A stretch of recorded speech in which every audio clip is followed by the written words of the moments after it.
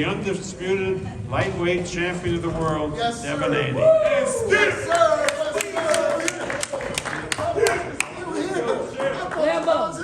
We're not going anywhere, Bill. Appreciate the opportunity.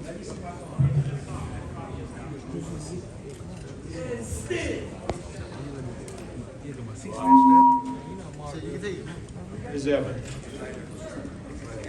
Now we kick things off for opening comment with the undisputed lightweight champion of the world, Devin Haney. Yeah, I just want to, say alhamdulillah, thank you Allah for this, opportunity. This is all a dream come true.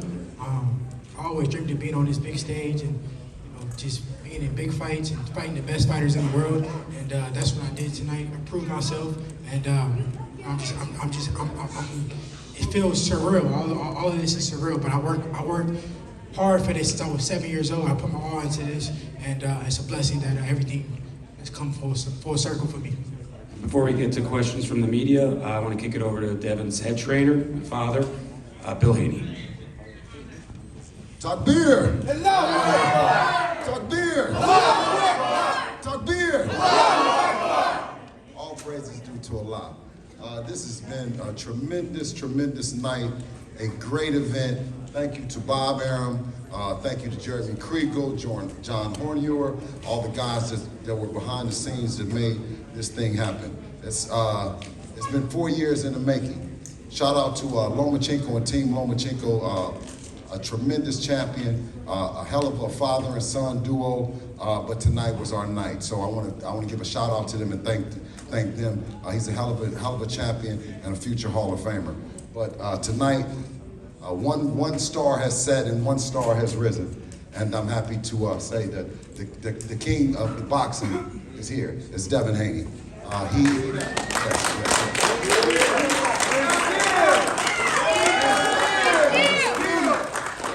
In the words of Teddy Atlas, who told Timothy Bradley one time, you got to be a fireman and you got to go through the fire.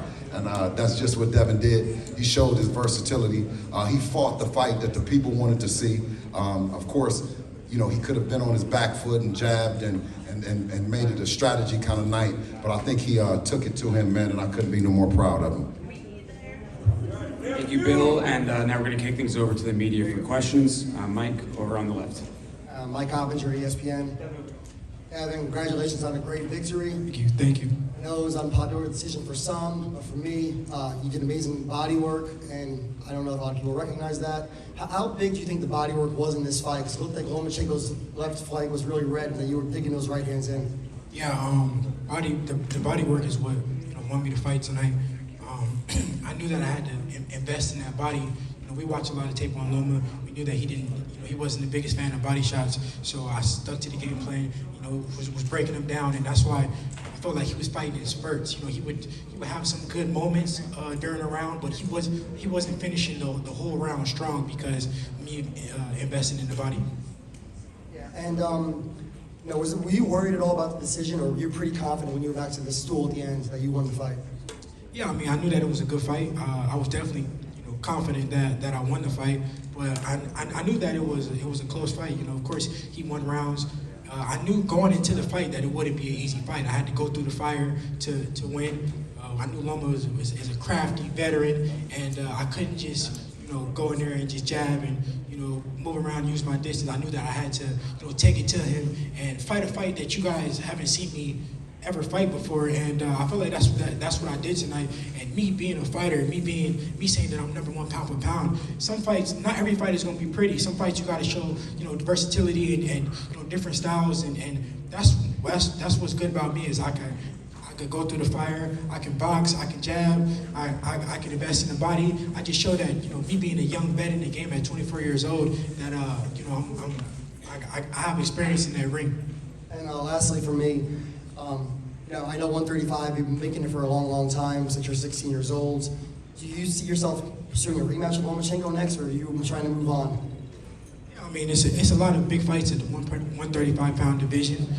We just got to see what's next. Obviously, every time I no weight cut for me at 135 is easy. It takes a lot of discipline. I'm huge for the weight. I've been at 135 since I was 7 years old. So I'm just gonna go back and talk to my team, and we'll see what's next. Maybe we do a fight at 140 and see how I feel, and keep the belts at 135 and come back at 135 and defend against a fight that makes sense. Or we'll just see. We might just stay at 135 and if everything makes sense, then we'll defend at 135. But I proved myself tonight against a future Hall of Famer that I'm the guy in the weight class. So it's like, how much more do you guys want me to prove? It's like you guys want me to keep proving until I can't prove anymore. I've been at 135 since I was 16 years old. I think we just got to see what's next, but eventually I'm going to move up. To your right. Devin, to your right. In reference to what you just said, do you feel like win or lose tonight against Loma that you took yourself up because this was by far the best opponent that you have faced in your career and you put a great performance on? And so do you feel like you made yourself at a higher level given who you beat relative to in the past? Yes, of course. I fought by far the toughest competitor, a future Hall of Famer. I fought a different fight than you guys ever saw me fight. I took it to him, bested the body, hurt him to the body, showed my versatility in the ring. I feel like I've definitely, proved myself in that I am one of the best fighters in the world. And I feel like I'm number one pound for pound with the type of performance I did against, at one point, the guy who was number one pound for pound. The other question I just wanted to ask you really quickly, I know punch stats don't mean a whole lot, but the stats were very close and punches landed. 5 rounds you outlanded him, 5 rounds Lomachenko outlanded you, and there were 2 that were even. So the fight was very close. Did you feel like you had to go out and win the 12th round to put a point on it that you won? No, not necessarily. I knew that the fight was close, but I wanted to win every round. It wasn't just the 12th round where I felt like, I needed to win the round to win the fight. I knew that it was a close fight, so every round I was trying to win. I wanted to win every round. I didn't want to, it wasn't the 12th round that really made me feel like I needed to win the fight. It was every round. Okay, Steve. Andreas from Sport News. Devin, congratulations.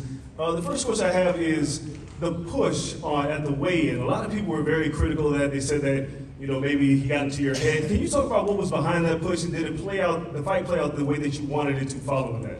Yeah, I mean, it's boxing. At the end of the day, it's a lot of emotion that goes on in the sport of boxing. I have nothing against Lomachenko. I take my hat off to him. I thank him for the opportunity. We put on a great fight for the fans.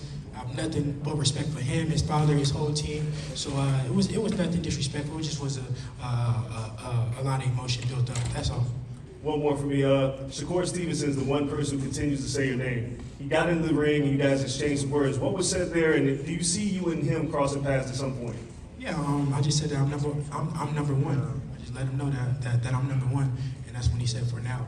But right now I'm number one. So I didn't. Bob ain't said his name. I didn't. Yeah, Bob hasn't said his name at all. Bob ain't said his name. My phone ain't ringing. But what's the name? Of course, I've been very vocal about that. Me and Shakur are on a collision course. Whether it's at 135, whether it's at 140, whether it's at 147, we definitely on a collision course, and we definitely gonna get it on when the time is right. Devin, congratulations. I have a question. Given everything you go through to make 135, which you've admitted, short of a fight against one of those names you mentioned, or a Tank Davis or a Shakur, if those fights are not possible, would you be more inclined just to move up to 140? Yeah, if I can't get those fights next, or it doesn't make sense for it to be next, I'll probably go to 140, test it out, see how I feel at the weight at 140, and then when the time is right, then I'll defend my belt at 135. We'll just see though. I got to go back and talk with the team and see what makes the most sense. That's really all it boils down to. I'm very disciplined in the sport of boxing. In life in general, so that's how I've been able to make 135 for so long. But eventually, I'm gonna outgrow the weight, and it's getting to that point. But it makes sense. It makes sense. Devin over here.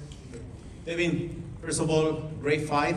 And let me ask you this with all my respect. What can you tell about the people's reaction? Because the people start yelling that Loma wins the fight. So the people knows boxing. And with all my respect, what can you tell about the people's reaction?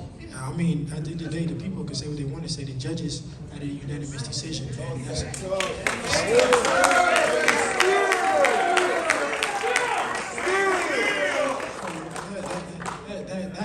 that's all that matters is the judges. Each judge was on the same page when it came to that decision. So I got the victory. Unanimous. Hey, Big Rich from Blue Blood TV. Hey, Devin, do you think you'll be a better fighter at 140 and you can hit harder at 140? Because you're already the best at 135. Ain't nobody touch you no matter what they say. Yes, sir. But at 140, you should be a better fighter. Yeah, I mean, I think my body would be able to. My body would relax more. I'll have more in my tank. Being at 140. Like I said, I gotta push myself during training camp. It's hard for me to even take one day off because I'm focusing on my weight and focusing on being disciplined. So I think at 140 I'll be even better. One more for sure. We got Sean over there. Hey, congratulations, Devin, on retaining the titles, man. Team Gervonta Davis, because everyone talks about you and Davis fighting. You got all the titles, you're the champ of the division, but they talk about being a draw too, to make a fight happen. We didn't get the pay-per-view numbers yet, but the fight was sold out tonight. It was a great crowd. Do you feel like, you answered the call when it comes on that aspect? And what do you think of that fight with Gervonta Davis just in general? Yeah, I mean, the numbers, I know when the numbers come out, the numbers did very well. Gate did very well. I proved that I'm a draw in the sport of boxing. I proved that the people want to see me. They come out, they support, and me and Tank is a massive fight, and it's gonna happen sooner than later. On that note, thank you everybody for joining us today. I want to thank you all for coming and covering this fight, and I particularly want to thank the MGM for being such great hosts. There's something magic about doing a fight at the MGM. I want to thank Bob for giving me the opportunity. Thank you to Top Rank. They treated me so well. They did a tremendous job with the promotion, and I'm excited to see what's next. Hey, good night, enjoy. Hey,